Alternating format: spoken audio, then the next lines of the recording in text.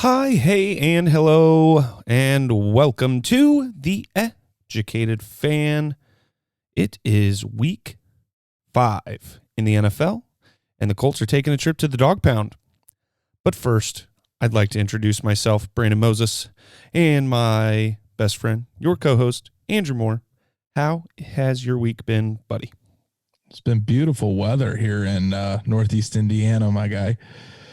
I'm It has. excited.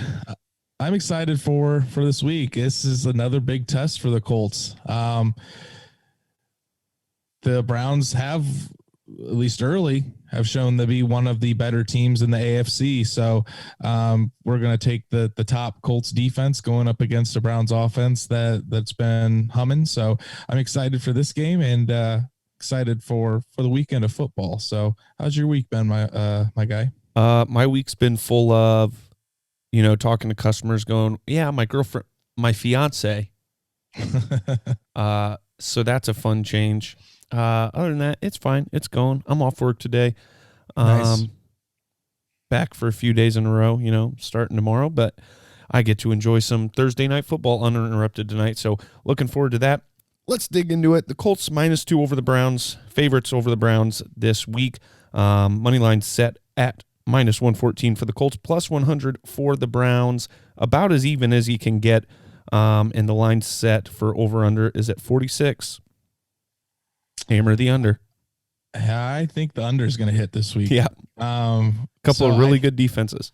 I think the matchup is going to be the Browns offense, which has been humming. I mean, they put 49 up on Dallas in Dallas last weekend. Granted, Dallas isn't a great defensive team, but still 49 points is a lot. The Dallas against Cowboys are terrible on defense. But they're going up against the number 1 defense in the league this week in the Colts. So it's going to be a good challenge. The Colts definitely haven't faced an offense of this caliber yet. So I guess it's another test to see if the Colts defense is for real. The Browns are leading the league in rushing with Kareem Hunt. Now Nick Chubb went down, and he's going to be out for an extended period of time. So that definitely helps the Colts. But when Chubb went down, the Browns still rushed for, I think, over 200 yards last week against Dallas. So that's definitely a matchup to keep an eye on, especially since the Colts are ranked, I think, 4th in the league in stopping the run so far this year. And it's going to be fun to watch to see how the Colts young secondary goes up against all the weapons that the Browns have. I mean, Odell Beckham Jr., Jarvis Landry, Austin Hooper. They've got quite a few guys out there on the edges that can make plays pretty much any time.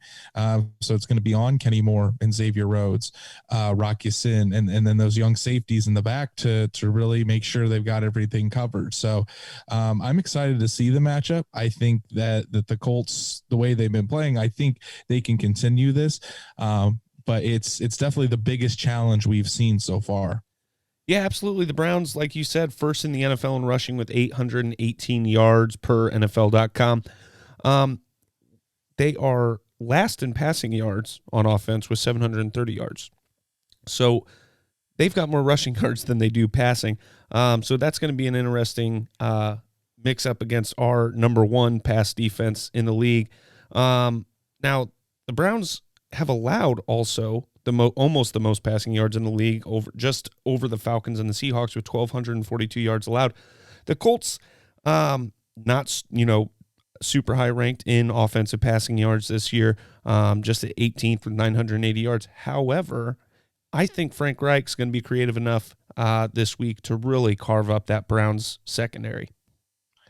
Possibly. I don't think we're going to make it a primary focus to really necessarily force the passing game. No, not at all. I do think that the Colts are going to want to continue to kind of establish the run first.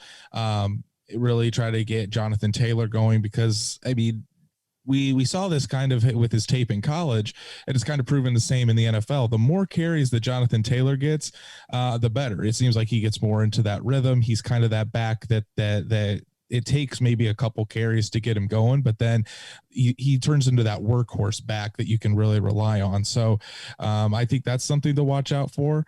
But like you said, the Browns are giving up the most passing yards in the league. So it could be a week that Phillip Rivers gets back on track. I mean, T.Y. Hilton, who spoke to the media today and said, as long as we're winning, I don't care if I don't get any touches when I'm called upon to make a play, I will. Trey Burton, it gets another week to be healthy.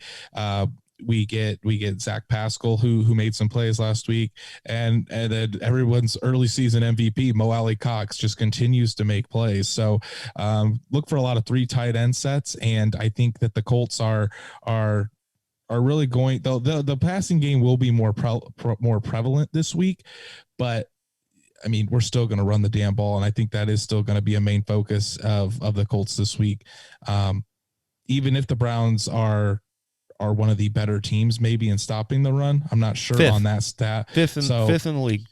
Right. So, but I think you do have a point there where you said that Frank Reich is going to probably make it a priority maybe to kind of look for possibly more play action, or just to get some guys going in the pass field to open it up for the run game. I think that's a very good possibility as well. Let's put it this way. I don't think the Colts need to overemphasize the pass game, but I do think execution, when it comes around, has a really good chance of increasing. I think when we decide to throw the ball this week, we're going to be looking at a pretty garbage secondary and have a chance to really have an impact in the passing game this week that we haven't had in previous weeks. Yeah, it could be, and it could be something where it even sparks the Colts offense in the red zone efficiency. Hopefully.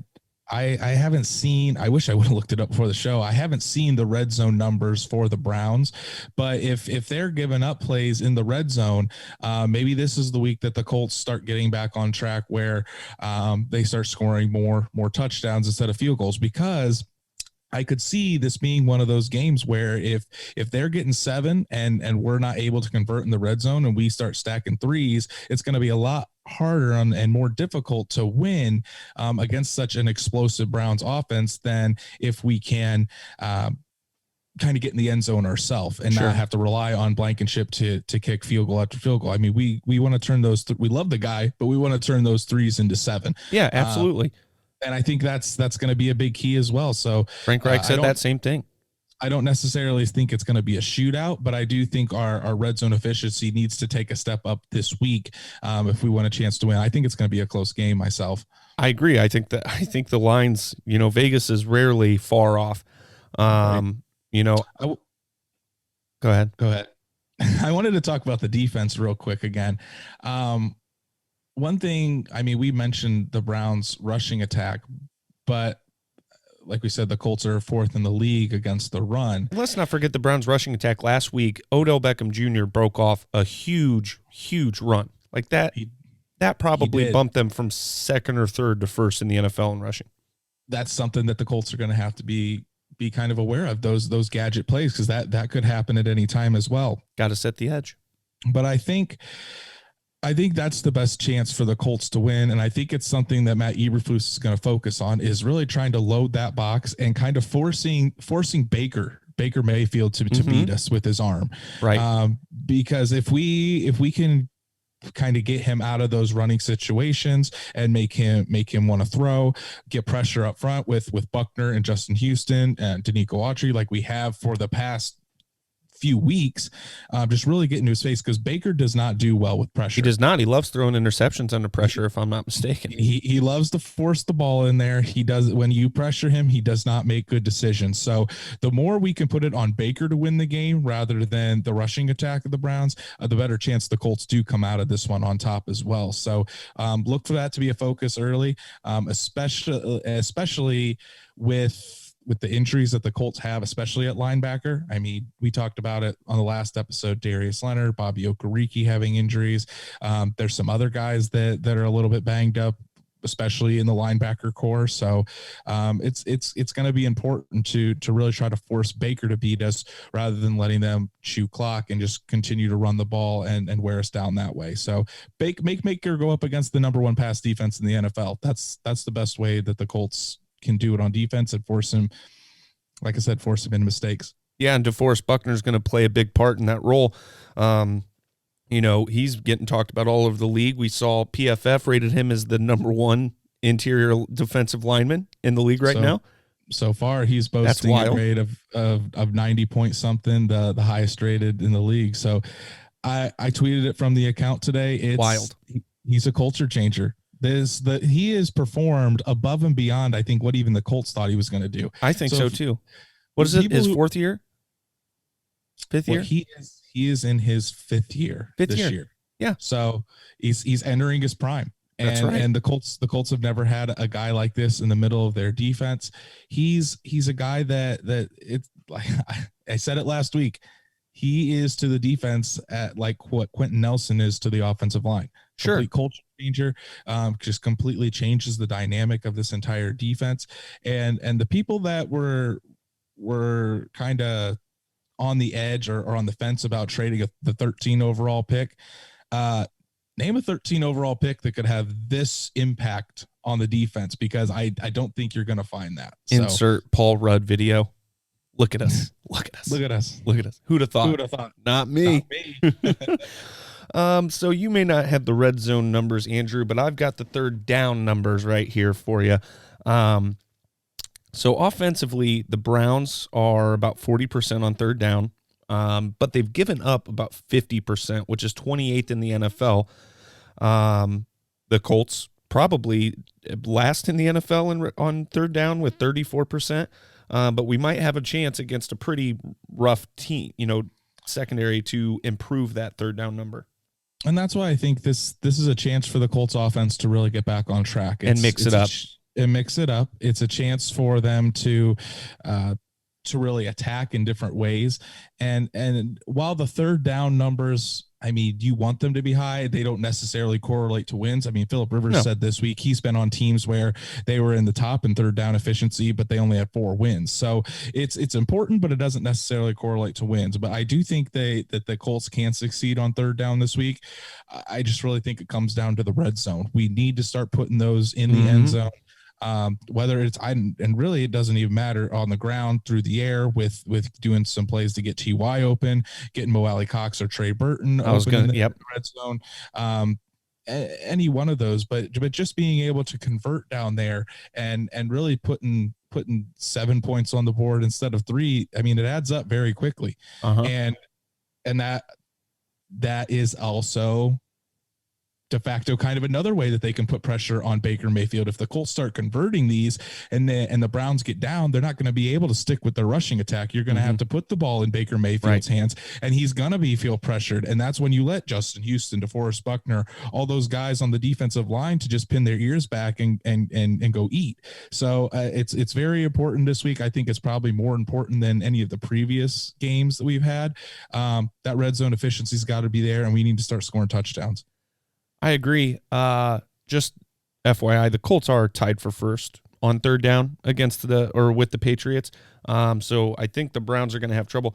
Now, I think an early lead in this game is probably important. Like you said, we start putting up numbers. We start putting the ball in Baker Mayfield's hand a little more often. So I like that you brought that up. The Colts defense, back to that. Unbelievable numbers, not the Colts team you're used to seeing, and we're actually getting a little respect on our name on the national media side of things. So obviously everybody knows I'm a big Pro Football Talk listener.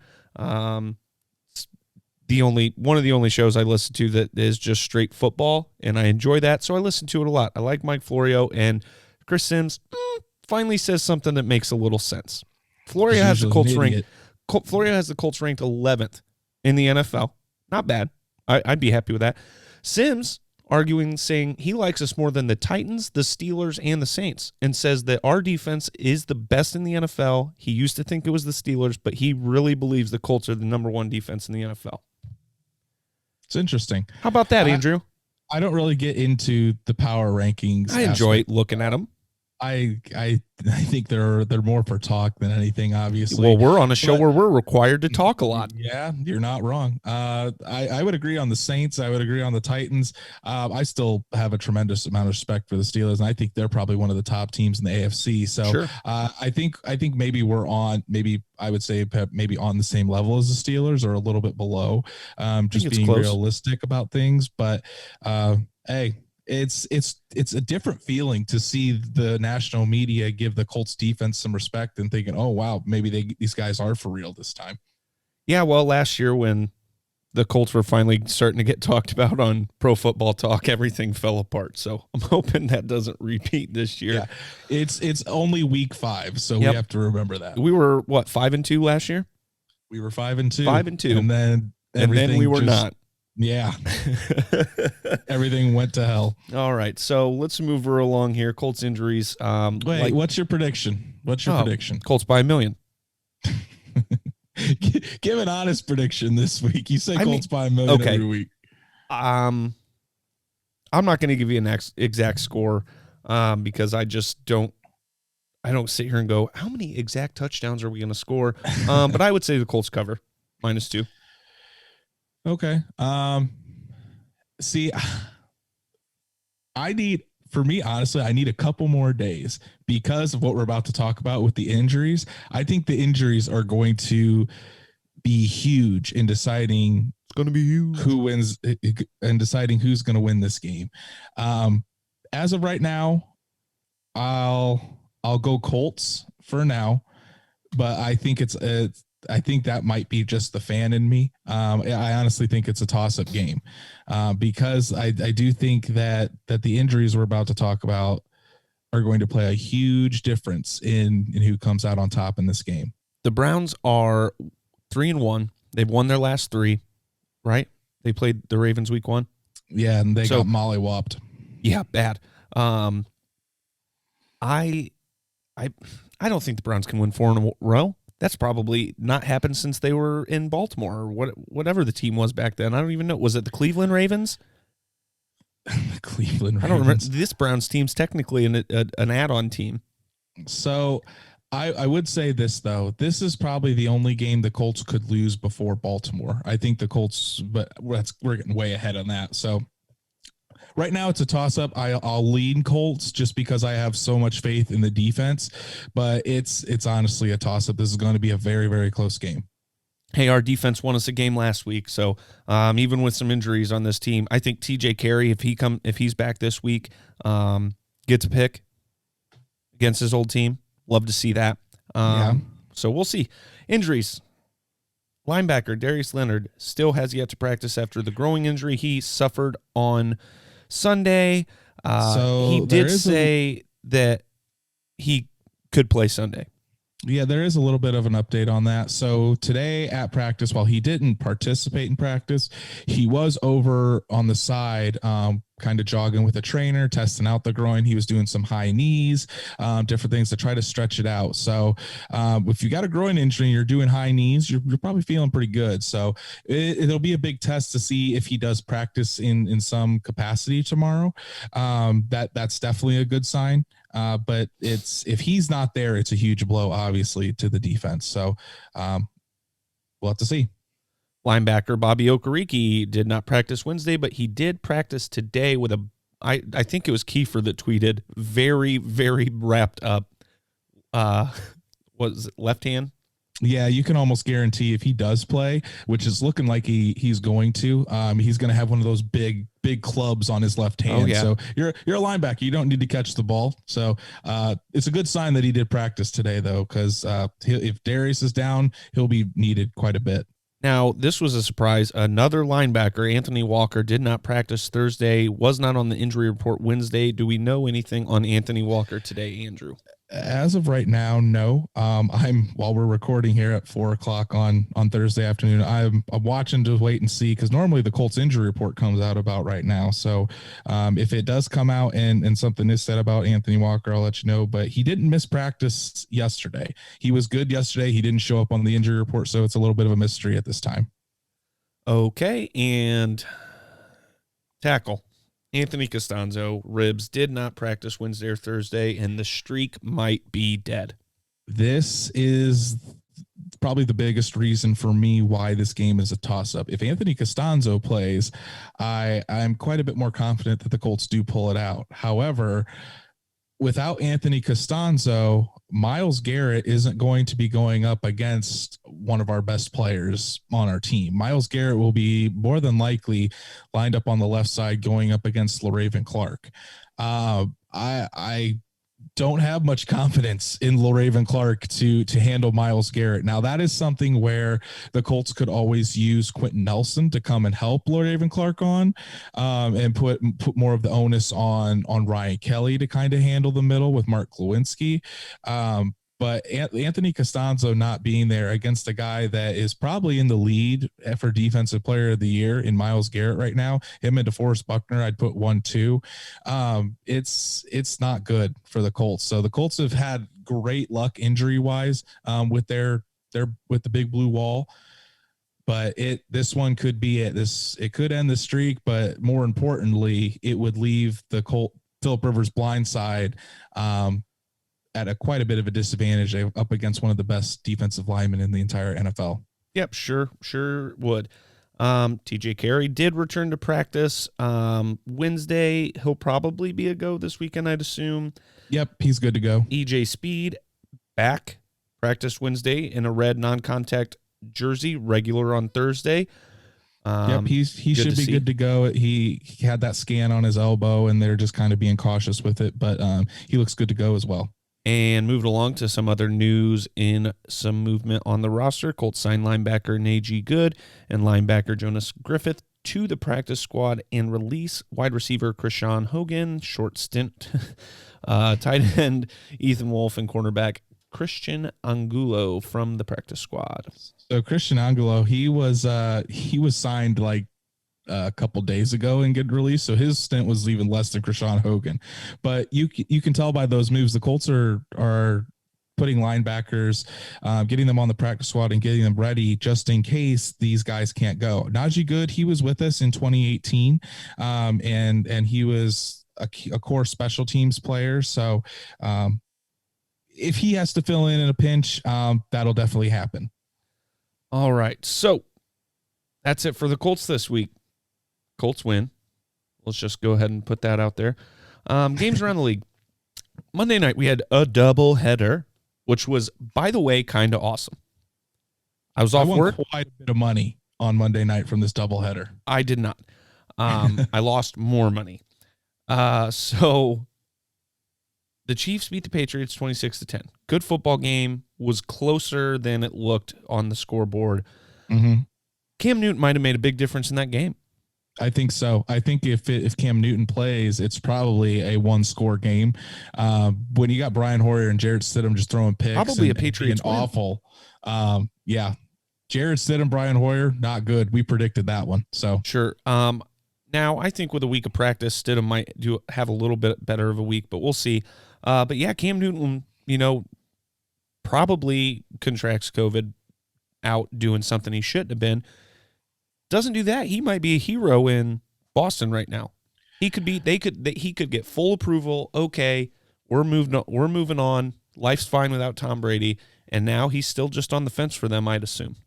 From what I heard, though, it doesn't seem like it seems like he was following all the protocols. He was asymptomatic too. So, sure, that doesn't matter. You can still spread it when you're asymptomatic. I know, but it doesn't seem like he was doing anything to go out and catch it. From what I've heard of reports. So, well, if he did anything outside of football, he's not going to admit it. Look at this. I'm defending Cam Newton. What a weird day one against him. I know. This is wild. Packers just kill the Falcons. Dude, I'm literally watching the end of that game. Fingers crossed. Aaron Rodgers, don't throw the ball again. Don't throw the ball again. Don't throw the ball again. And I end up with fantasy victory against my mom. Poor woman.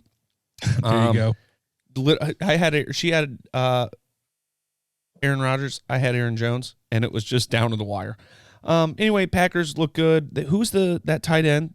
Robert Tonyan. Yeah, dude blew up. He went to Indiana State, actually. Yeah, Sycamore. He probably is the most added fantasy player this week across leagues. Yeah. We got breaking news. Breaking news. So the Colts injury report just came out, and oh God. Looks like Costanzo, obviously, with a rib, didn't practice. Darius Leonard with a groin didn't practice. Anthony Walker did not practice with an ankle. So maybe he tweaked his ankle yesterday at the end of practice, or so we'll have to monitor that. Did not practice. Now, TJ Carey was limited, but he should, like I said, he should be good to go. And good news on the rest of the front. Trey Burton was full. Bobby Okereke with that wrap was a full participant. So it looks like he should be good to go. And EJ Speed was also full. So, but yeah, if we're going to have to watch on Anthony Walker and Darius Leonard for sure to be down our top two linebackers. And then, of course, the biggest one of all, Anthony Costanzo. So that's breaking news on the injury report for the Colts. So now we can move on to the pick'em standings. I think you want to do this, Brandon. Pop that champagne, boys and girls. Brandon takes another game on Andrew this week. I got 11 out of 15. Andrew got 10 out of 15. Why is it only 15? Oh, because that bye. So that's 45 out of 63 for Andrew and I both. 71% overall. It is tied. Tied after the first quarter of the season. Hey, I think we're doing pretty good. 71%, not bad. That's not bad. I wish I'd just bet on every game individually. I'd be making money. Rather than being an asshole and parlaying everything, thinking I'm going to hit big. There's some tough games this week, though, so we'll see. I don't know which ones you think are tough. This is an easy week. So let's get it along here. I got to pull up my pick'em. I found it in the app finally. Oh, shit, it's refreshing. Damn this app. Now, where'd it go? I don't even know. Here we go. This is great radio. Yeah, what you could do though is if you just bet on your pick'ems, you'd probably win money every week, considering we're most of the time in that 70% range. I know, but the odds, do not favor. You know what I mean? So I wish they showed the odds on this app. Just put $5 on every team you pick. There you go. We'll see. All right, that's almost $100 a week. Then again, I lost 300 last week. Right. And guess what? Paige will never know because she doesn't listen to the show. So game 1 tonight, Tampa Bay Buccaneers, Chicago Bears. Andrew, I'll allow you to make the first pick. Yeah, Tom Brady and the Buccaneers are going 4-1. That again, every time Nick Foles plays against Tom Brady, he turns into Superman, but true. Buccaneers, I think, come out on top in this one. A good old Tom Brady, Nick Foles rematch. I think the Tampa Bay Buccaneers are just quietly one of the best teams in the league all of a sudden, and because they lost week 1, people are forgetting to talk about them a little bit. They're pretty good. But the Bears, 3-1, this is that first loss. This is where they start to tumble. The Buccaneers also have a good defense and probably a better offense than the Colts. So, Buccaneers. So for some reason, the Panthers are listed as the underdog in this game when I think the Panthers are sneaky good. They're going to beat the Falcons. What a joke. See, I'm taking the Falcons in this You're one. on drugs and alcohol. I don't think that Matt Ryan's going to let them go 0-5. I think the Falcons have to pull it out. And they're at home. I think I don't trust Carolina. I think they're okay. I don't think they're great. I just think Falcons are going to beat them. It's going to be close, but I'm taking the Falcons. That offense looks good in Carolina right now. You're insane. If the Buffalo Bills get to play the Tennessee Titans this week, did we skip over? No, never mind. If the Buffalo Bills get to play the Titans this week, the Buffalo Bills are going to win. The Titans have barely beat trash teams. That's the worst 3-0 team in football. Well, that's the only 3-0 team in football. Yeah, Bills. I have the Bills as well.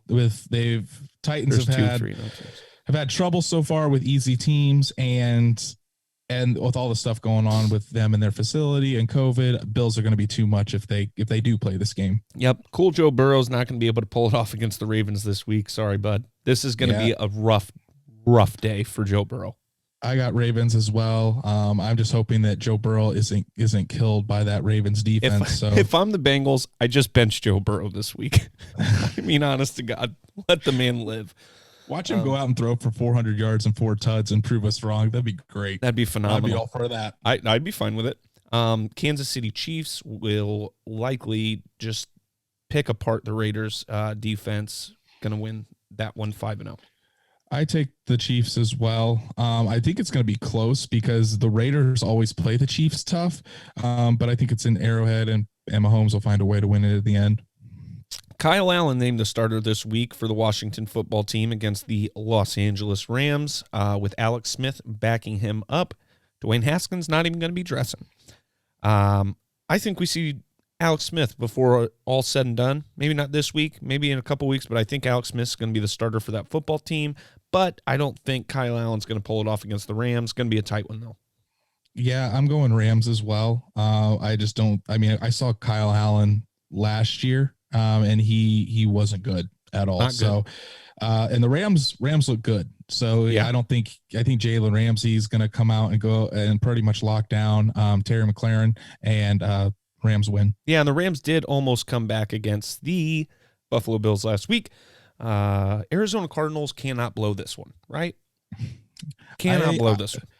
Man, they've been disappointing us the past couple weeks, but it's the Jets. I got the Cardinals beating the Jets here. So Kyler Murray gets back on track. If the Cardinals lose this week, I will never bet on them again. Never, ever, ever. Eagles, probably not much of a chance against the Steelers, but who knows? They are the number one in the AFC East, the NFC East. That terrible, worst division in football. But I take the Steelers. I think the defense is going to really give Carson Wentz issues, especially since he hasn't been great pretty much all year. And the Steelers have one of the best defenses in the league. Now, this next one is tough. This next one is tough. The Jacksonville Jaguars and the Houston Texans. The Houston Texans just lost to the Minnesota Vikings in miserable fashion. But they just, got rid of Bill O'Brien. So I don't know. Their defensive coach, Romeo Crennel, could take this team to a win this weekend. I don't know. You pick first. I'm picking the Texans. I think they're going to, with everything going on, they're going to be fired up. They're going to want to give, even though Romeo Crennel, I don't think he's a great head coach. I think they're going to want to give him the win. They want to get back on track. I think J.J. Watt and Deshaun Watson will step up, and I think they have more to play for than the Jaguars at this point. So I think the Texans get their first win. I think I like Houston as well. Like you said, he's not the best head coach, but he is loved by his players from what I understand. So yep. This next one, upset alert, folks. This is the week. This is the week the Dolphins get an upset. San Francisco, I don't believe Jimmy G is playing this week, correct? Still out. He's practicing, but it's not determined he's going to be out yet. So I wish I could hold off on this pick. Yeah. Until I know. I'm going to pick the 49ers. This game, you probably wouldn't want to bet on it for sure. No. But I think the 49ers as an all-around team are better than the Dolphins. So that's why I'm going to take them. I think Fitzmagic comes back this week. No Tua yet. Dolphins are going to pull off the upset. Colts, Browns. We got the Colts. Yeah, I'll take the Colts. Cowboys, if they lose to the Giants, my goodness. I mean, you got to be bad.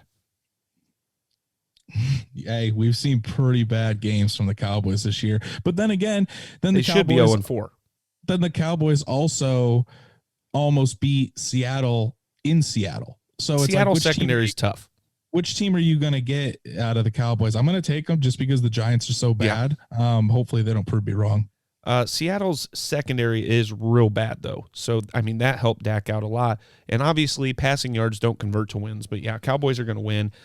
Patriots, no chance in hell. Bill Belichick's going to let them lose 2 in a row, especially not at home.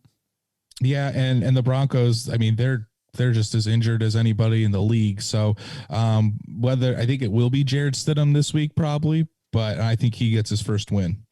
Okay, and the Saints versus the Chargers. Be careful on this one. You skipped the Sunday night game, but let's do Saints. I did skip it. I did it. I said it all in my head. I said it all in my brain. Let's go back. My apologies. I did. I talked about that game in my brain already. Seattle Seahawks are going to destroy the Minnesota Vikings. Yeah, I don't think it's going to be close, so I'm taking Seattle. Kirk Cousins with this specific Minnesota Vikings team on prime time, tough night. Yeah, tough night for Kirk Cousins. Okay, now New Orleans Saints versus the Los Angeles Chargers. Tough game. I think the Saints need to be on top of their game to avoid being upset, but they do that. So, I mean, they've come close to losing to the Lions last week. So I don't think this is going to necessarily be a blowout. This game there were talks earlier this week because of Hurricane Delta that this game was going to be moved to Indianapolis, and it was going to be played in Lucas Oil Stadium. So, kind of weird how the Saints would have played a Monday Night Football game in Lucas Oil Stadium this year, but the Colts wouldn't. I guess that's just how the NFL rolls. Pretty crazy. But I'm going to go Saints. I think it'll be closer than people think just because, I mean, they almost lost to the Lions, and I think the Chargers, especially Justin Herbert, is coming on very quickly. The kid's going to be special. If the Saints get Michael Thomas back this week, that will definitely help. Yeah. Saints, though, for me. Injuries around the league. Buccaneers, tight end O.J. Howard, ruptured Achilles, out for season. Here comes the Gronk. It's time, right? I think this is a breakout game for Gronk because we're going to talk about Chris Godwin in a little bit. He's also out tonight, so tonight could be the night that you see a break, like you said, breakout performance by Gronk. Put some money on that one, I'd say. Oh, yeah. Last I saw, Mike Evans is also questionable because he kind of was limping through the game, 115-yard performance with a score. What? Last week, we celebrated and congratulated Mike Evans on being back and said, watch, next week he'll get hurt again. And sure enough, he played through an injury on Sunday. I just read that because he's on my fantasy team. I read through that, so we'll see. Jets quarterback Sam Darnold came back in the game last week. With that shoulder injury, but apparently is not good to go this week. Out for week 5. Joe Flacco expected to start a QB. We just mentioned wide receiver Chris Godwin. Cowboys left tackle Tyrone Smith had a setback recovering from a neck injury and may miss the rest of the season. Not good. Dallas has been hit with a ton of injuries as well, but that offensive line, which was considered to be one of the best in the league, is just absolutely decimated right now. So it's no surprise that Dak has to throw it 60 times a game. And even though he's getting 450 yards every time he's out, the Cowboys lose each time. So that'd be a huge loss for them if he does have to miss the rest of the season. And would you believe it? 4 more Titans players test positive for COVID-19, bringing their total to 24 people overall. Does that include the 1 or 2 that were reported this morning, Andrew? That does. Oh, my goodness. Yeah. So 24. And then they go off, and there's a report that the Titans broke protocols last week and held a players-only workout. And the NFL directive for that, they strictly said that no player gatherings while the team headquarters was closed and everything was being quarantined. The NFL has said no team gatherings outside of football, period. Pretty much. Not just them. So this isn't a good look. So there's a lot of people angry, and I know the NFL and the NFLPA are both doing investigations on this. The Titans are about to be in a lot of trouble. Whether I've heard that huge fines, loss of draft picks. I don't know if it's been said by the league source, but obviously we've heard people saying that the Titans might have to forfeit the game against the Steelers because of this, or if they can't play this weekend against the Bills, maybe have to forfeit that game. So it's not a good situation down there in Tennessee. So especially with everything going on, and when you're having a breakout within your team, you just got to be smart about it. And that's why I'm so thankful that the Colts have so many mature players and guys that are doing everything they can to not do this. And Chris Ballard spoke with the Colts on Tuesday because just to reiterate, we're excelling and we're none of us are getting sick. So let's keep doing what we're doing and we're not going to have any issues. But man, Tennessee's in a bad spot, real bad spot. How dumb do you got to be? I'm pissed. I do think they should have to forfeit these games because now what are they going to do if they have to suspend this week's game? Now we're into week 18 now, and this is just going to keep progressing. Week 19, we're going to have a freaking end of March Super Bowl. I mean, come on. They need to go to the 32-team bubble. 32 individual bubbles. It's the only way to solve it. 100%. It's the only foolproof way.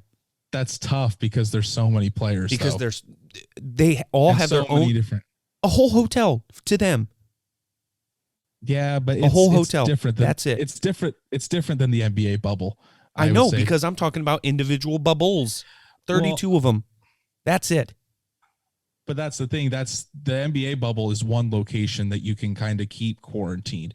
It's going to be a lot harder to keep 32 separate locations like that. I think That's and on the teams.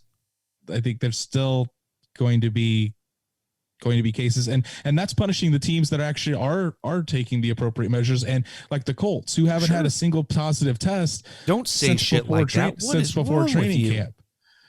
Anyway, I'm just stating facts. the right Titans there. need to be made an example of this think week. will be. They need to get hammered hard. Multiple draft picks, forfeited games, something. You know what I mean? That's going to affect the coach to his core. Mike Vrabel, and actually cause him to be, oh, maybe we should use our brains here and enforce this stuff. They're installing cameras in every part of the facility now. The NFL will investigate these cases to see if teams are breaking protocols, and they'll be punished. Patriots cornerback Stephon Gilmore has tested positive for COVID-19. That's the second player on the Patriots. Oh, and then he's hugging all over the biggest star in the NFL after the game Sunday. By the way, July 8th, when rules about these situations came along, it was said that teams would not, no jersey swapping, no going and hugging after the game. Why are all these teams still meeting in the middle and hugging and dapping up? Stop. Go to the locker room. I mean, yeah. Especially the Chiefs. That's what they agreed upon. That's what they agreed upon. But especially the Chiefs, knowing full well Cam Newton tested positive, there's an incubation period, and likely more Patriots players would test positive. Well, I mean, it's also, that's not what's always on your mind either. I mean, they just completed the game. Patrick Mahomes said that he was just trying to be a good sport and show good sportsmanship. COVID doesn't care about good sportsmanship. What? COVID doesn't care about good sportsmanship. Well, yeah, that's not the point, though. I mean, that's not, when you just finish a football game and you just won, that's not going to be on the forefront of your mind. So it's not, I don't blame anybody for that. I don't blame Stephon Gilmore. He didn't know that he had it. So the positive, he tested negative up until the day afterwards. So they all need to just wave and say good game from the hash marks and walk to their locker rooms. They probably should, but that's not going to happen. That is going to happen after this week. I promise you that. We'll see. We covered this stuff. Justin Herbert's going to be the quarterback. I don't think we did cover that. Moving forward, Tyrod Taylor gets dumped again. I feel bad for him. That's like 3 different locations now where he's had the starting job and got injured and just gets Wally pipped. It's going to be called Tyrod Taylor now instead of Wally pipped. So right, but Herbert has looked incredible for a young kid. He's getting better each and every week, and I think the kid's going to be special. All right, and we talked about Kyle Allen being over Dwayne Haskins, yada, yada. So that means we're moving along to Bad Beats with me, Brandon.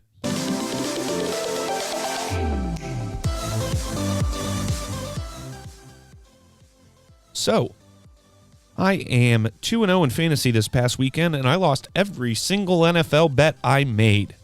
Nice. Every single one. So the key is lose in fantasy 0-2 every week, because that was my first win, I think, in both leagues. So that's great. So lock these bad boys up right here. Bucks money line -180.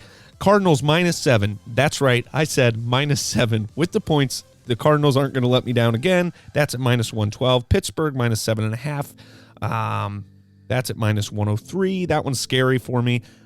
Here's a twist. Las Vegas Raiders +12. I think that defense is good enough. The Chiefs aren't going to outscore them by that many points, especially after a 4-0 start and beating a tough team like the Patriots. You got a chance for a little lull.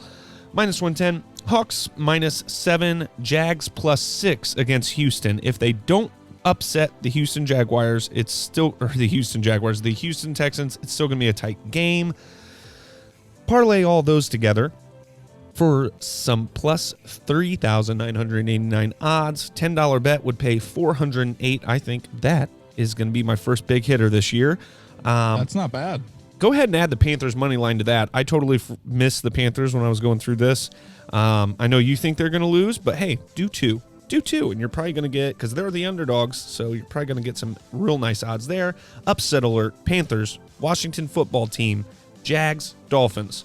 Those are your best bets on a money line upset this week, in my opinion. Not saying any of those are going to hit, but Those would be the ones I'd look for. That's it for Bad Beats with Brandon. So, let's see. Music. That's enough. Great. Hopefully you win some money this week because you need lost it. quite a bit. Boy, I'm hurting. I took the spread for both the Chiefs and the Packers Monday night. Put a $40 bet and it got me 160. So why don't we start a fucking section called Good Beats with Andrew? I think we should. I think you suck. So if you don't want to bet on football this weekend, bet the house on Chase Elliott this weekend to win at the Charlotte Roval in NASCAR. Hey, bet the house on the Lakers to win the championship. No. He'd still have a chance. Down 3-1. Don't count him out. Dude. Chase Elliott's won 3 straight road courses in NASCAR, and the Roval he dominates at. So I'm putting a heavy chunk of money on Chase Elliott this weekend. How much you putting on Chase Elliott? Triple figures. And what are the odds? Plus 320. Holy shit. The next closest is Kevin Harvick with plus 947 or something. Wow. So he is heavily favored. Just slam wild. That. All slam right. It. Good luck to you on that. Last week, all my bets lost. So this week can't be that bad. That's it. We'll see you guys next week or in a few days. This episode's going to come out today before the game. Hopefully within the next 30 minutes. So that means another episode Sunday evening, Monday morning, whenever we release these things. Monday morning. Hey, but yeah, that's it. Go Colts. Oh, I guess I should plug our social media. Follow us at the Eh-Ducated Fan. That's at TheEhDucatedFan. Boom. Speed round. Colts go into the dog pound. Dog pound. Colts win. Oh, no Bud Light in Cleveland this week. I fucking love football and I love you guys.